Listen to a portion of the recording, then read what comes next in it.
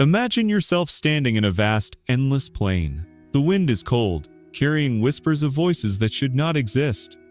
You look around and realize, these people walking beside you, they never died. They are from a forgotten time, trapped between life and eternity.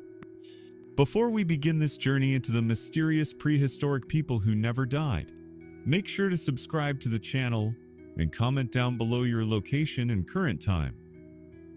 I love knowing where in the world you're listening from. Now, let's dive into the shadows of history. The first encounter with the undying. Imagine the world 50,000 years ago. A world untouched by cities, machines, or even the idea of nations. The Earth itself was the stage, and humanity had just begun to play its fragile role upon it. Yet among the hunter-gatherer tribes, whispers spread of beings who walked the earth but could not die. To the tribes, they were neither gods nor spirits. They looked human, faces carved by time, eyes as dark as the endless night sky. But unlike every other living soul, these figures bore no signs of aging, no traces of hunger, no scars of survival. They were unchanged, unbroken, eternal. The first stories came from small bands of nomads in Africa's Rift Valley. They spoke of shadowy figures appearing on the horizon at dusk, always walking but never reaching the camp. Hunters who tried to chase them found themselves lost, walking in circles until exhaustion took them. And when they returned to camp, bruised and confused, they would swear, "The undying ones watched us but did not move." What terrified these early humans was not just that the figures seemed immortal, it was that they seemed to exist outside the cycle of life and death. To prehistoric people, death was not a mystery. It was a constant companion. Every hunt carried risk. Every winter carried hunger. Every childbirth carried the shadow of mortality. To survive, humans understood death more deeply than we do now. Yet these beings defied it. Was it a curse? A blessing? Or something far darker? Archaeologists today cannot find bones that belong to these immortal people. And perhaps that is the point. Legends say they left no trace, no burial mounds, no skeletons. They simply wandered through the ages like echoes trapped in the world itself. But here's where the story deepens. Some cave paintings across France and Spain, particularly in Lascaux, show figures drawn without faces, surrounded by hunters. These drawings are different from the usual depictions of animals or hunting rituals. They stand apart, as if the artists were trying to capture something that could not be captured. Could these be the oldest artistic memories of the prehistoric undying ones? Now, imagine what this meant to a tribe sitting around a fire. The flames crackling, shadows dancing on the cave walls, children pressed against their mothers, listening wide-eyed as the elders whispered, "There are people who never die. They walk where we walk. They see what we see, but they will never leave this world. And one day, when the last of us is gone, they will still remain." These stories weren't meant to entertain. They were warnings. To glimpse one of the undying was believed to mark a change in your life. Either your hunt would fail, your tribe would suffer famine, or worse, you would begin to dream of them every night, until your mind gave way to madness.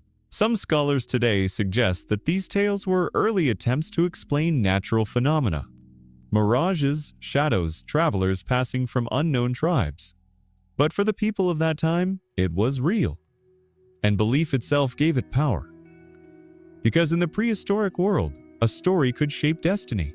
The undying were more than myth. They were a reminder that humanity was fragile, temporary, fleeting. And yet, they also symbolized something even greater. The desperate dream of humans to escape death, to live forever, to leave more than bones in the dirt. So, as we step into this journey, remember, to our ancestors, immortality was not a gift, it was a haunting. The night walkers of prehistory picture this. You were a prehistoric hunter, your body weary from a long day of chasing wild game across endless grasslands. The moon has risen, pale and silver, stretching your shadow across the earth. The fire back at camp calls to you, its warmth the promise of safety. Just as you turn to leave, you notice them, Figures, not animals, not fellow hunters. Human-like silhouettes standing just beyond the tree line, motionless, watching. They do not blink, they do not sway, and worst of all, they do not breathe. To your people, these are known as the Night Walkers. Ancient stories describe them as the ones who appear when the boundary between worlds grows thin. At dusk and dawn, when light and darkness overlap, they emerge, not alive, not dead, but caught in an eternal in-between. Some believe the Nightwalkers were the first humans, prototypes of flesh and bone that the earth created before finding its perfect form, imperfect, incomplete, yet unable to perish.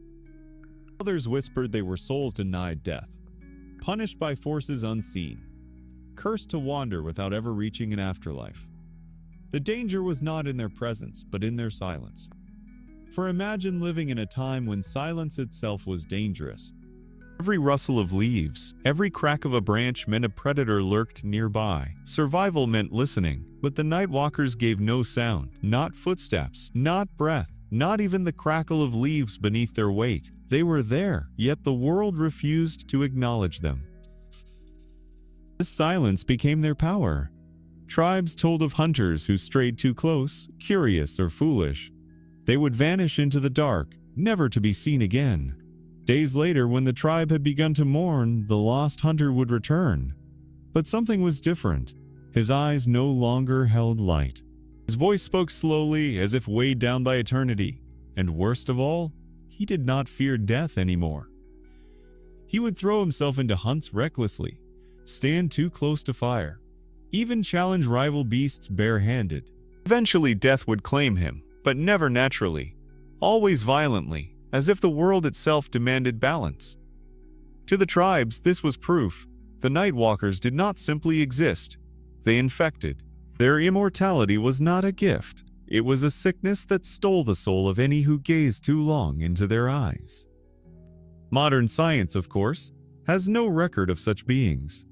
But what if these stories are echoes of something real? Anthropologists point out that human memory is long.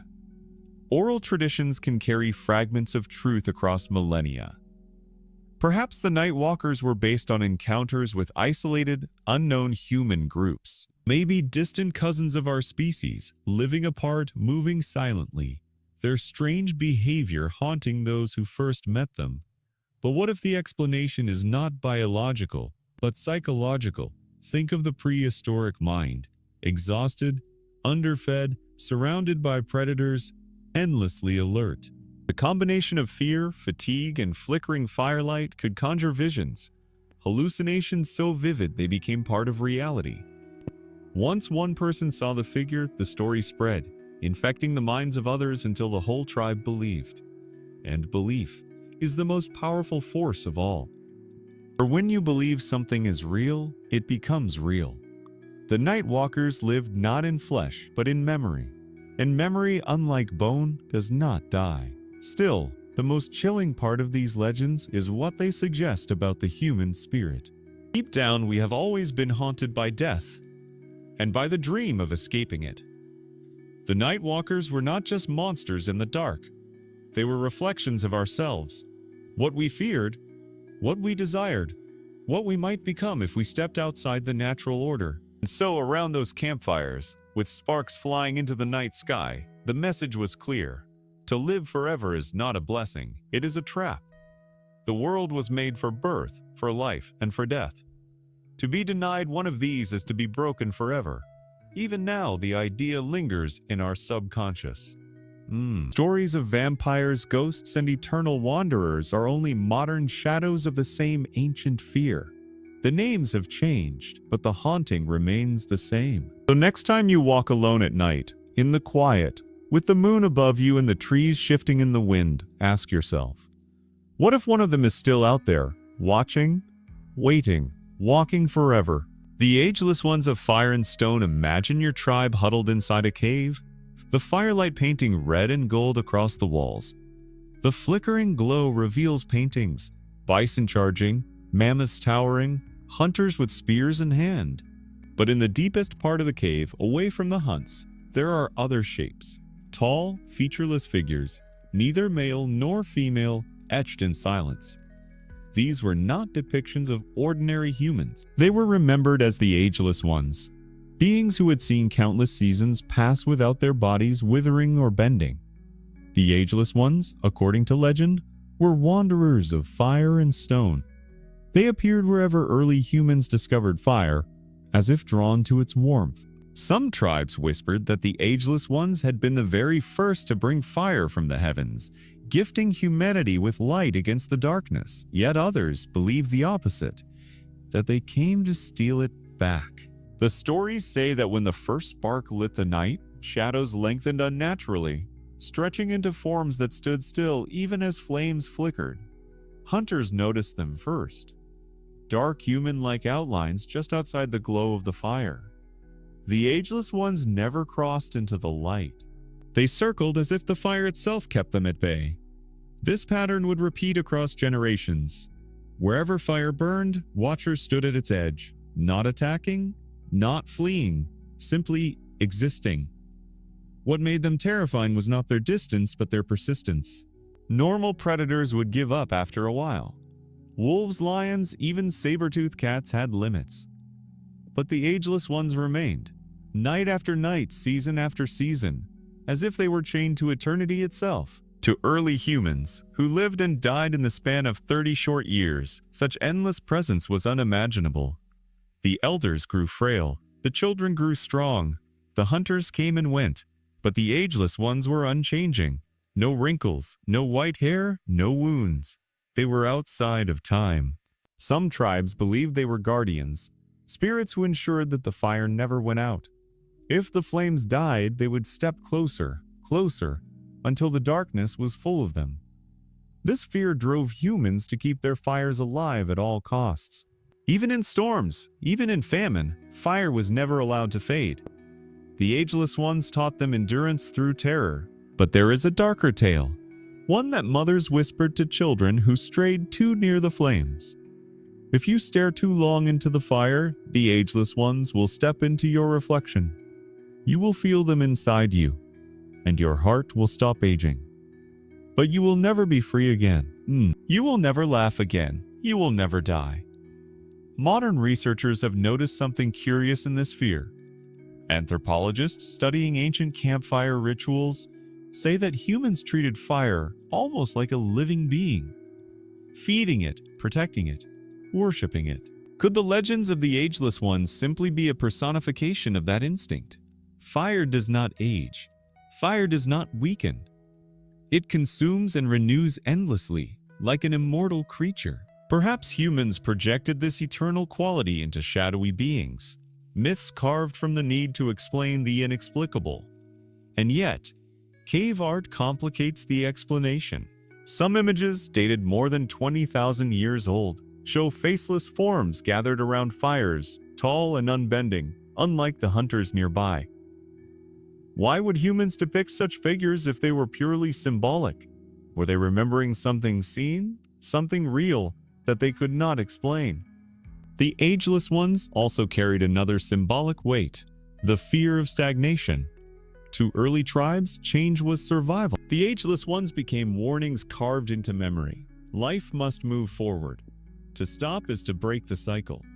But perhaps the most chilling question is this: did the Ageless Ones truly vanish? Or do they still exist hidden in plain sight? If they could survive 10,000 winters without decay, what would prevent them from walking among us now? Invisible in crowded cities, unnoticed on lonely highways, drawn not to campfires but to the artificial lights of our age. Imagine this. As you sit tonight, watching the glow of your screen, perhaps an Ageless One stands at the edge of your vision, silent, unmoving, waiting, for fire was only the beginning. And wherever there is light, there are shadows. The deathless ones and the graves that never closed? Imagine your tribe has lost one of its hunters. His body lies still beneath the open sky. The women gather stones, the men dig the earth with sharpened sticks, and the shaman chants softly, sending the spirit into the unseen world. Burial is not just a ritual, it is survival. To leave the body exposed is to invite predators, disease, and restless spirits. But what if a body, never decayed. Legends tell of the deathless ones, humans who defied not just aging but decomposition itself.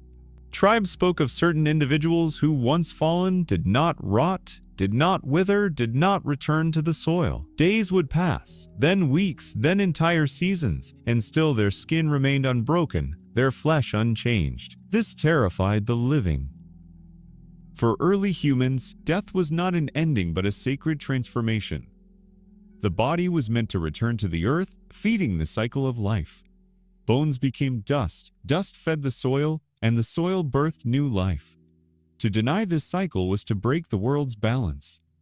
So when a body refused to decay, whispers spread. This one is not truly dead, he is only waiting. The tribes would not keep such a body near. They feared it would attract the deathless ones, the eternal wanderers who came to reclaim their own. Some groups dragged the bodies far into caves, sealing the entrances with stones. Others placed them in trees, high above the ground, so they could not walk back among the living. But there were darker rituals too. Archaeological evidence from early burial sites shows strange practices. Bodies pinned with heavy stones, jaws crushed, limbs broken before burial. Mainstream science explains this as simple attempts to keep animals from disturbing the graves. Yet the legends suggest something else.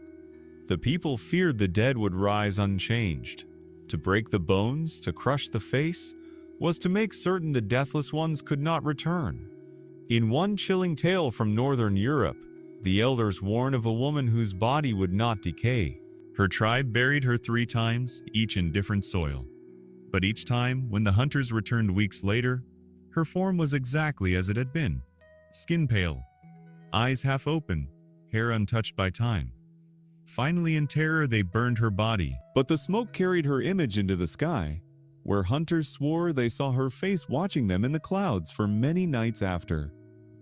To prehistoric people, this was proof. Some humans were not meant to pass on. They belonged to something beyond life and death. And if you crossed paths with them, your own fate was sealed. Now, let's pause and think like archaeologists. Could these tales be rooted in natural phenomena? In rare cases, certain conditions, such as dry caves, extreme cold, or mineral-rich soil, can naturally mummify a body, preserving it for centuries. To us, this is science. But to a tribe 30,000 years ago, it was unexplainable, terrifying. A body that should have turned to dust but remained whole became a supernatural sign. Yet, here is the unsettling thought. Perhaps the myths did not arise from rare accidents of preservation alone. Perhaps there really were people who resisted death's decay, people who remained whole because they were not entirely human. If so, where are they now? Did they vanish with time? Or do they linger, hidden in places we fear to tread? Abandoned caves, forgotten ruins, shadowed forests where no birds sing. The deathless ones carried with them a deeper warning. Immortality without transformation is not life, but imprisonment. The body must fall, the spirit must rise, the cycle must continue. When that cycle is broken, horror is born. And the fear of such beings echoes through later history. Think of vampires, bodies that refuse to rot. Think of revenants, walking corpses that haunt villages. These are not new ideas. They are modern faces of the same ancient terror. Our ancestors had already whispered the same stories tens of thousands of years ago, around the first graves dug by trembling hands. So next time you pass a graveyard or see a stone mound from forgotten times, imagine this. What if beneath the earth lies not bones, not dust, but flesh untouched by centuries? What if the deathless ones are not a legend, but simply waiting for the right night to rise again? The shamans in the war against eternity. Imagine a shaman standing before a fire at midnight. His body is painted with ash and blood, his eyes wide from herbs that blur the line between the living and the unseen. Around him, the tribe waits, fearful, clutching their children. Somewhere beyond the circle of light, they all know the undying are watching. In every tribe, there was one who stood between the people and the unknown, the shaman. He was not just a healer, he was an interpreter of dreams, a walker between worlds. When whispers of the undying spread, it was the shaman's duty to confront them. The stories say that the shamans declared the undying were not gods, not spirits, but broken souls. They were humans who had been denied the most sacred passage, the journey after death. Their spirits were trapped in flesh, their feet bound to the earth, unable to ascend. To live forever, the shamans warned, was not strength. It was torment. So how did they fight them? They turned to ritual. Some tribes performed the dance of burning shadows. At night, the entire tribe would circle a fire, stamping their feet in rhythm while the shaman chanted names of ancestors. The belief was simple. If the dead could be called strongly enough, the undying would retreat, unable to face the pull of true spirits. Other rituals were darker. In certain regions, shamans painted skulls red with ochre and carried them to places where the undying had been seen. These painted skulls were believed to remind the undying of what they lacked: true death, true release. Seeing them, the eternal ones would turn away, shamed by their own cursed state. But sometimes, the shamans took the fight directly to them. One legend from the Siberian steppes tells of a shaman who followed the night walkers into a frozen forest. He carried only a drum and a torch. When he reached their circle, he struck the drum until his hands bled, calling upon every spirit he knew. The night walkers did not move. They did not speak. They simply stared. Hours passed, and the torch finally burned out. When the tribe found the shaman the next morning, he was alive, but his hair had turned completely white. His eyes were blank, as if staring at something no one else could see. He never spoke again. The people said he had seen eternity and returned broken. What's chilling is that these stories are not isolated. Across Africa, Europe, Asia, and the Americas, we find echoes of the same theme: humans who cannot die, and shamans who sacrifice themselves to protect the living from them. Modern anthropology explains this as myth-making. Shamans were keepers of social order. By inventing stories of the undying, they strengthened their own role. Fear gave them power, and power gave the tribe direction. But what if the stories weren't inventions? What if the shamans had truly witnessed something they couldn't explain? Consider this: altered states of consciousness, brought on by fasting, herbs, or drumming, are known to produce visions. Today we call them hallucinations. But what if they were more than that? What if, in those fragile moments, shamans really saw something hidden from ordinary eyes? Something that has always been here, walking beside us, unseen until the mind crosses the veil. Because one theme repeats over and over in these tales. The undying reveal themselves only at the edges of light, the edges of death, the edges of sanity, the edges of sanity. They exist not in the center of life, but in the cracks between worlds. The shamans knew this. That is why they painted themselves in blood, chanted until collapse, and stared into fire until visions came. They weren't trying to summon gods. They were trying to hold back eternity itself. And perhaps they succeeded, for a time. But think of this. If the undying truly exist, then no ritual can banish them forever. Shamans may have bought safety for a night, a season, maybe even a generation. But eternity is patient. Eternity waits. And when the chants fade, when the drums fall silent, when the bones of the shamans turn to dust, the undying remain, watching in silence. So ask yourself, if our ancestors had rituals to hold them at bay, what do we have today? Do our cities, our screens, our endless distractions truly protect us?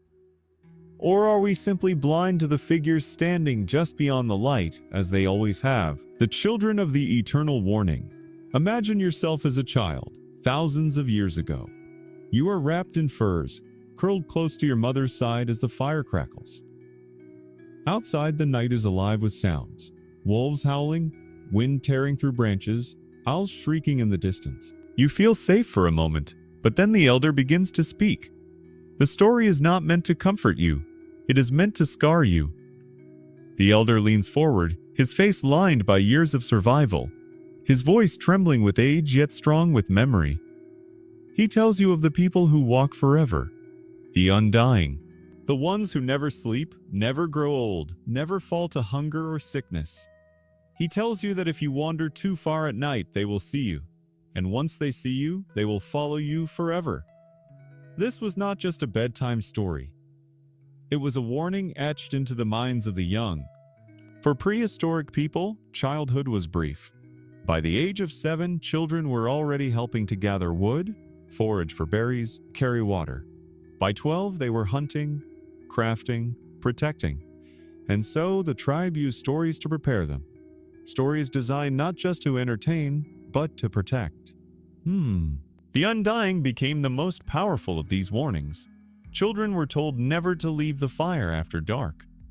Not because of wolves, not because of lions, but because of the silent figures waiting in the dark. The animals were predictable. They attacked, they killed, they ate. But the undying did something far worse. They followed you, and they never stopped. Parents knew the power of fear. A child might laugh at the idea of a bear or a wolf, thinking themselves brave. But the thought of something human-like, something familiar yet wrong, watching them without end, that was enough to freeze their blood. And so, entire generations grew up with the terror of the undying imprinted in their minds. But the stories were not just about fear. They carried lessons. The undying were described as unchanging. They never aged, never adapted, never transformed. To the tribes, this was not strength, it was weakness. The lesson was clear. To survive, you must change, you must grow. You must live fully, even if it ends in death. Some elders even told children, "The undying are jealous of you. They see your laughter, your growth, your death, and they envy it. For they have none of these." In this way, the myths gave children both fear and purpose. To be human was not just to survive, but to embrace the cycle of life and death. The undying were outsiders, because they had rejected this truth. Archaeologists studying early burial grounds have found small carvings, often left beside children's graves. Some depict strange faceless figures, tall and looming. Why place such images with the dead? Perhaps as protection, perhaps as reminders, perhaps as warnings to the living. Remember what you are. Do not become like them. But think about this. Children are also the most honest dreamers. They see what adults dismiss. What if some of these warnings came not from the imagination of elders, but from the visions of children? There are accounts in oral traditions, even among modern tribal groups, of children claiming to see silent watchers in the woods, figures no one else could see. Were they simply imaginative, or were they closer to the unseen world, still untouched by the blinders adulthood forces upon us? The elders took these visions seriously.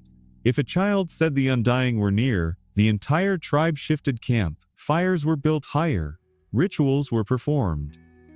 It was better to fear than to doubt, and so the cycle continued. Parents told stories to their children. Those children grew into adults who told the same stories to the next. Over thousands of years, the memory of the undying passed like smoke from one fire to another, shaping human culture. But here is the chilling thought. Stories that survive that long often do so because they hold a seed of truth. Legends of floods, great fires, lost lands. Many of these turned out to be echoes of real events. So what does it mean that the tale of the undying has survived in some form in nearly every culture on Earth? Could it be that the greatest warning we inherited from our ancestors was not just about predators or hunger or storms, but about the people who never died? Even today, when we tell ghost stories to children, when we warn them not to walk alone at night, we are repeating the same ancient cycle. The names change, the faces change, but the shadow remains the same. So next time you see a child playing by the firelight, laughing freely without fear, imagine the eyes of the ancestors watching. They knew laughter was a gift. They knew death was necessary. And they knew the greatest danger of all was to live without either. The archaeological clues of the undying imagine standing in a cave so deep that the light of day has never touched its walls. The air is cold, heavy, and silent. As your torch flickers, you see handprints, red, black, and ochre, scattered across the stone. Some are small, belonging to children. Others are large, belonging to hunters. But then you notice something strange. Hands with elongated fingers stretched unnaturally long. Were these simply artistic exaggerations? Or were they attempts to depict something not entirely human? Across the world, archaeologists have uncovered ancient art that hints at figures unlike ordinary humans. In Australia's Kimberley region, the Wangina paintings show beings with faceless heads, large round eyes, and bodies that never seem to age. In the caves of Europe, mysterious humanoid shapes are drawn taller and thinner than the tribes who painted them. And in South America, petroglyphs depict eternal wanderers carrying no weapons, no tools, only silence. For centuries, researchers dismissed these images as symbolic. But when you lay them side by side, a chilling pattern emerges. Across continents, across cultures, across millennia, humans recorded the presence of figures that do not change. Then there are the skeletons, or rather the lack of them. In early burial sites, archaeologists expect to find bones in varying states of decay. Yet in certain places there are no bones at all. Graves with offerings, ochre, tools, but no body. Why bury without the dead? Some scholars suggest the bodies decomposed in strange conditions. Others think they were moved later. But ancient legends offer another explanation. The undying leave no bones. They walk until the end of time, leaving behind only shadows and whispers.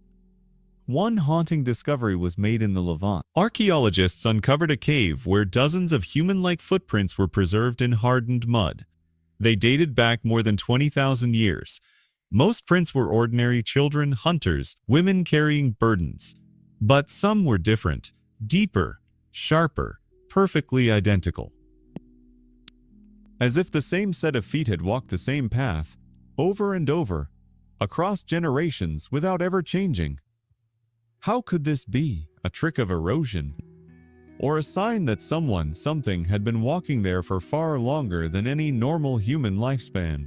But perhaps the most unsettling clues are the preserved remains of so-called impossible mummies. Bodies discovered in peat bogs, glaciers, and deserts that appear untouched by time, with skin, hair, and even organs intact. Science tells us that natural processes, cold, dryness, acidity, can preserve flesh for millennia. But to our ancestors, such bodies were proof of the deathless ones. They did not rot because they had not truly died. The Tolen man of Denmark preserved with lifelike expression after 2,000 years. The Incan children of Lulalaco, frozen on mountaintops, faces still serene. The Siberian ice maiden, her tattoos clear across her skin after centuries. To us, these are natural wonders. To prehistoric people, they were terrifying signs. Flesh that refused to vanish, echoes of eternity trapped in human form. And yet, here lies the strange truth. Many of these preserved bodies were buried with extraordinary care. Offerings, ornaments, and rituals surrounded them, as if even in death they held a special, dangerous power. Were they honored or feared? There's another puzzle too. In some caves, explorers have found deep, hidden chambers sealed with rocks thousands of years ago. Inside, nothing but silence and darkness. No bones, no artifacts, just emptiness. Why would early humans go through such effort to seal a place if nothing was inside? Unless something had once been there, something they never wanted to return. Modern science dismisses these mysteries as coincidence, but the stories still whisper beneath the surface. What if archaeology is not just uncovering history, but unearthing proof of the very legends our ancestors feared to speak aloud? Imagine walking into one of these caves today. You feel the damp air, the echo of your own footsteps. Then, in the flicker of your flashlight, you think you see it. A tall figure, motionless, faceless, standing at the edge of the dark. You blink and it's gone. Was it your imagination? Or was it the same figure seen by the ones who painted on those walls 30,000 years ago? Archaeology gives us bones, tools, and stones. But sometimes, what it cannot give us speaks louder than what it can. Sometimes the absence is the answer. And perhaps, The absence of death itself is what our ancestors tried to warn us about. The immortal echoes across the world imagine sitting by a prehistoric fire, the night thick with mist. Sparks leap into the darkness as your tribe's elder begins to speak in a trembling voice. Around you, every hunter, mother, and child listens, because the tale is not of gods, not of beasts, but of those who refuse to die. Now listen carefully, because these same whispers echo in every corner of the world. Thousands of years and oceans apart, humanity kept telling the same story. That once, long ago, there were beings who walked among men but did not perish. They were neither spirits nor gods, yet they lingered, unchanged, as generations turned to dust around them. In Mesopotamia, the cradle of civilization, the ancient Sumerians told of Ithnapishtim, a man who was granted eternal life after surviving the Great Flood. But long before that myth was written, their ancestors spoke of immortal wanderers who roamed the lands before the first cities, people who had stepped beyond the sleep of death. In ancient Egypt, priests of the Old Kingdoms recorded tales of the Shemsu Hor, the followers of Horus who ruled before the first pharaohs. They were described as tall, radiant beings with ageless faces. Their reign, the texts say, lasted thousands upon thousands of years before humanity took their place. To the Egyptians, death was not an end, but a transition. Yet these beings were said to have never crossed that line. Travel further east to India, and the Vedic scriptures whisper of the Chiranjeevi, the eternal ones. Heroes, sages, and warriors cursed or blessed to live until the end of time. Among them was Ashwathama, doomed to wander the earth, bleeding yet never dying, as punishment for his sins. The Mahabharata describes his existence as a warning. Immortality is not a gift, it is a torment. Across the oceans in Mesoamerica, the Mayans and Aztecs spoke of the night walkers, beings who vanished into the jungle, returning only when death swept through villages. They were untouched by disease or time. The living both feared and worshipped them, believing they held the secret to rebirth.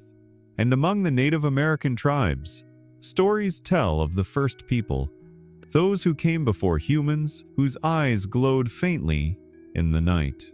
They were said to move like shadows, to remember every winter, and to never grow old. The elders warned, "Do not follow them into the woods, for you may never return." See how the pattern repeats? The same idea, the undying among us, reborn in every civilization. How could so many distant cultures, separated by time and space, share such a hauntingly similar myth? Some say it's simple. Every human fears death, so every culture invents immortals to ease that fear. But others, archaeologists, historians, even scientists, have begun to wonder if it's more than coincidence. Could these myths be fragments of memory, echoes of real encounters with a prehistoric race that did not die as we do? Imagine it. Tens of thousands of years ago, a group of humans, or something like humans, living in isolation. Their cells regenerate endlessly, their bodies immune to decay. They wander the forests, the mountains, the deserts. To primitive tribes, they would appear as gods. But what if they were just different? What if they still walk among us, hidden in the shadows of history? One researcher, Dr. Marin Ilias, once said, "Every myth begins as memory. We are haunted by what we once knew, but forgot." Could these undying figures be the remnants of an ancient experiment of nature? A lost branch of humanity that never reached extinction? Or were they simply witnesses to our evolution, stepping aside as the fragile, short-lived humans rose and forgot them? Every myth leaves a footprint. Every legend hides a truth. The immortal echoes may not be just stories. They may be fragments of prehistory, passed through song and firelight, until written as gods, angels, or monsters. And so the question remains, were these tales born from imagination or from encounter? When you look at the old cave paintings, when you read the earliest myths, when you feel that strange pull toward the unknown, maybe, just maybe, it's the whisper of those who never died. The ones our ancestors met once, and who may still be waiting, unseen, beyond the reach of time. The immortal echoes across the world. Imagine sitting by a prehistoric fire, the night thick with mist. Sparks leap into the darkness as your tribe's elder begins to speak in a trembling voice. Around you, every hunter, mother, and child listens, because the tale is not of gods, not of beasts, but of those who refuse to die. Now listen carefully, because these same whispers echo in every corner of the world. Thousands of years and oceans apart, humanity kept telling the same story, that once, long ago, there were beings who walked among men but did not perish. They were neither spirits nor gods, yet they lingered, unchanged, as generations turned to dust around them. In Mesopotamia, the cradle of civilization, the ancient Sumerians told of Utnapishtim, a man who was granted eternal life after surviving the Great Flood. But long before that myth was written, their ancestors spoke of immortal wanderers who roamed the lands before the first cities, people who had stepped beyond the sleep of death.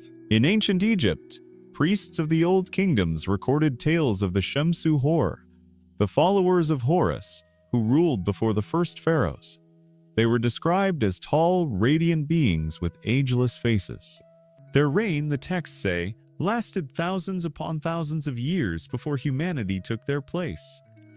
To the Egyptians, death was not an end, but a transition. Yet these beings were said to have never crossed that line. Travel further east to India, and the Vedic scriptures whisper of the Karangavi, the eternal ones, heroes, sages, and warriors cursed or blessed to live until the end of time. Among them was Ashwathama, doomed to wander the earth, bleeding yet never dying, as punishment for his sins. The Mahabharata describes his existence as a warning. Immortality is not a gift, it is a torment. Across the oceans in Mesoamerica, the Mayans and Aztecs spoke of the night walkers, beings who vanished into the jungle, returning only when death swept through villages. They were untouched by disease or time. The living both feared and worshipped them, believing they held the secret to rebirth. And among the Native American tribes, stories tell of the first people, those who came before humans, whose eyes glowed faintly in the night. They were said to move like shadows, to remember every winter, and to never grow old. The elders warned, "Do not follow them into the woods, for you may never return." See how the pattern repeats? The same idea, the undying among us, reborn in every civilization. How could so many distant cultures, separated by time and space, share such a hauntingly similar myth? Some say it's simple. Every human fears death, so every culture invents immortals to ease that fear. But others, archaeologists, historians, even scientists, have begun to wonder if it's more than coincidence. Could these myths be fragments of memory? Echoes of real encounters with a prehistoric race that did not die as we do. Imagine it. Tens of thousands of years ago, a group of humans, or something like humans, living in isolation. Their cells regenerate endlessly, their bodies immune to decay. They wander the forests, the mountains, the deserts. To primitive tribes, they would appear as gods. But what if they were just different? What if they still walk among us, hidden in the shadows of history? One researcher, Dr. Marin Elias, once said, "Every myth begins as memory. We are haunted by what we once knew but forgot." Could these undying figures be the remnants of an ancient experiment of nature? A lost branch of humanity that never reached extinction? Or were they simply witnesses to our evolution, stepping aside as the fragile, short-lived humans rose and forgot them? Every myth leaves a footprint. Every legend hides a truth. The immortal echoes may not be just stories. They may be fragments of prehistory, passed through song and firelight, until written as gods, angels, or monsters. And so the question remains, were these tales born from imagination or from encounter? When you look at the old cave paintings, when you read the earliest myths, when you feel that strange pull toward the unknown, maybe, just maybe, it's the whisper of those who never died, the ones our ancestors met once, and who may still be waiting unseen beyond the reach of time. The forbidden rituals of eternal life. Imagine yourself deep inside a prehistoric cave, torch in hand. The walls shimmer with symbols, spirals, circles, and figures kneeling before strange star-like shapes. The air smells of smoke, blood, and earth. And then you notice it. The pattern repeats. A figure standing in fire, arms raised, surrounded by others bowing low. You realize this is no ordinary cave painting. It's a ritual, one that might have promised life beyond death. Throughout prehistory, long before religion took form, humans sought one thing above all: to overcome decay. Death was the great shadow over every tribe, every family, every hunter who vanished in the wild. And so they began to search, not just for food or shelter, but for a way to cheat the end. Archaeologists have found evidence of early rituals that seem unnervingly deliberate. In certain caves of France, pigment mixed with animal fat was used not only for art but for preservation. Skulls were painted with red ochre, symbolizing the blood of life. Some skeletons were buried curled like infants, a rebirth pose, but others were not buried at all. They were sealed in chambers surrounded by strange symbols and sometimes missing their hearts. What were these people doing? In 1967, excavations in the Levant uncovered a burial site where 14 skulls had been carefully arranged in a circle, each coated in red pigment, but no bodies were found. Local myths spoke of the ones who sleep without dying. Some believed these skulls belonged to humans who had transcended. Their bodies gone, their minds still alive in the dark. Similar findings appeared in Anatolia, Central Asia, and South America. Patterns of sacrifice and rebirth, as though humanity across the world was attempting the same forbidden act to call back the spark of life after death. But some legends whisper that a few succeeded. The tribes of the Altai Mountains told of a ritual called the Breath of Stone. The initiate would enter a sealed cave and inhale the smoke of burning minerals, sulfur, copper, mercury, while their heart was marked with the blood of a deer. If they survived the night, they were said to awaken changed, pale, silent, their eyes glowing faintly in darkness. The people called them the Breathless. They did not eat, they did not age, they simply watched. In South America, the Muisca people performed what Spanish chroniclers called the Ritual of Endless Dawn. The high priests covered their bodies in gold dust and stood beneath waterfalls before sunrise. To them, gold was not wealth. It was life condensed into metal. They believed that bathing in it would make their souls eternal, untouchable by time. And in ancient China, long before emperors ruled, alchemists brewed potions called elixirs of immortality. Many of these mixtures contain mercury, jade dust, and rare fungi, substances both powerful and deadly. Some who drank them died instantly. Others vanished from the records, leaving no trace. No grave, no bones. The texts say they had ascended beyond rot. Modern science might dismiss these stories as poisonings or myths. But imagine this: if even one of those alchemists stumbled upon a true biological reaction, something that halted decay or triggered cellular regeneration, what would they have become? Perhaps those who never died were not born immortal. Perhaps they were made. Maybe these rituals, passed from one ancient civilization to another, were fragments of a lost science, a prehistoric understanding of life itself. The idea that through breath, blood, and fire, one could awaken the dormant immortality written in every human cell. And there's another chilling detail. In several prehistoric burial sites, archaeologists found symbols resembling double helixes. Long before DNA was discovered, spirals intertwining endlessly. Could our ancestors have somehow known that life's secret was coiled within us? That to alter the pattern was to alter destiny? Imagine the last of them. A ritualist, perhaps the last survivor of a tribe that discovered eternity. Alone in a cave, surrounded by flickering flames and painted bones, whispering to the dark, not praying but remembering. He breathes in the smoke, presses his hand against the stone, and feels his heartbeat slow until it stops. But he does not die. He simply waits, And maybe, somewhere beneath the ground, beneath the shifting earth, those ancient ones still wait, breathing slowly, watching, dreaming of the fires that once promised eternal life. The ones who still walk. Imagine yourself alone beneath the stars. No cities, no lights, only the wind whispering through the endless dark. The fire beside you burns low. You stare into it, and for a moment, you see faces flicker inside the flames. Ancient faces watching. You blink and they're gone, but you can't shake the feeling that something, somewhere is still awake. For thousands of years, humans have buried their dead, burned their dead, and prayed for their dead.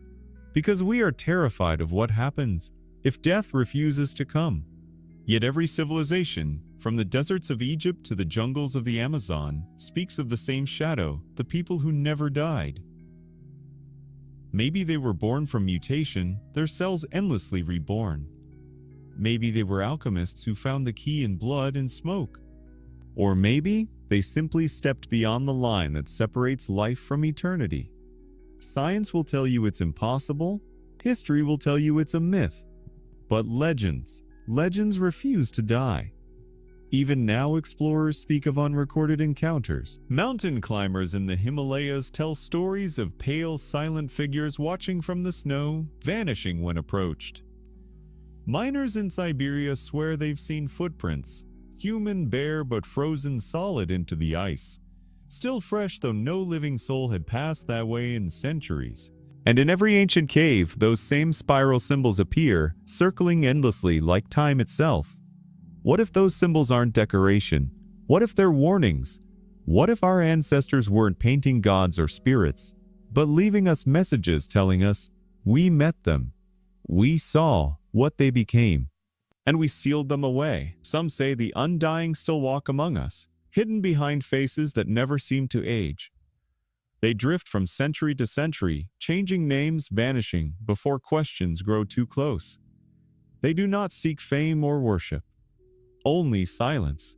Because eternity, after all, is not a blessing, it's a sentence. Imagine watching the world you knew disappear 1,000 times. Imagine remembering the faces of every generation, the laughter, the love, while knowing you'll never follow them into rest. That is not life, that is haunting. Perhaps that's why they hide. Perhaps that's why our ancestors feared them. Not because they were stronger, but because they were stuck. The cave art, the rituals, the strange bones, the myths, all of it points to one terrifying truth. Maybe immortality isn't something to be achieved. Maybe it's something to escape. And yet, somewhere deep inside us, the hunger remains. Every scientist chasing longevity, every billionaire funding anti-aging labs, every whisper about eternal youth, it's the same ancient fire still burning. We call it progress, but maybe it's memory. The memory of those who lived too long. The memory of the prehistoric people who never died. So tonight, as you drift into sleep, ask yourself, what if they're still here? What if somewhere out there a figure is walking across the dark plains, beneath the same stars, unaged, unseen, watching us repeat the same cycle again? Maybe they envy us because we can die. Maybe they pity us because we forget. Or maybe they're waiting for us to remember. Because once, long ago, humanity met something that defied time. And ever since, time has been chasing them back. If you believe they still exist, let me know in the comments below where you're watching from and what time it is right now. And don't forget, subscribe, because next time we go even deeper into the forgotten chapters of human history, the ones we were never meant to remember.